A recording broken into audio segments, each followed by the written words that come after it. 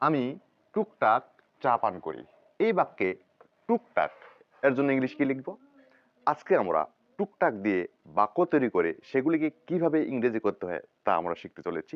তার আগে আমার আকুল আবেদন, আমার এই চ্যানেলে নতুন হয়ে থাকলে দয়া করে সাবস্ক্রাইব করে দেবেন এবং ভিডিওটি থেকে কিছু শেখার থাকলে লাইক, কমেন্ট এবং শেয়ার করে দেবেন। তো আমরা মেইন পয়েন্ট আলোচনা করি।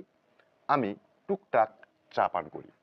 এখানে টুকটাক বলতে আমরা বুঝি কম বা বেশি। কম বেশি। আমি কম বেশি চা পান করি। এই বাক্যটিকে আমরা ইংরেজি করার সময় সাধারণ নিয়মটি প্রয়োগ করব। এখানে প্রথমে সাবজেক্ট ব্যবহার করব। সাবজেক্ট এখানে আই। চা পান করার জন্য নিয়ে আসব টেক। আই টেক টি। আমি চা পান করি টুকটাক অর্থাৎ কম বেশি। এর জন্য লিখব মোর অর লেস। এই মোর অর লেস এর জন্য আমরা টুকটাক বাংলা শব্দটি ব্যবহার করতে পারি। I take tea more or less.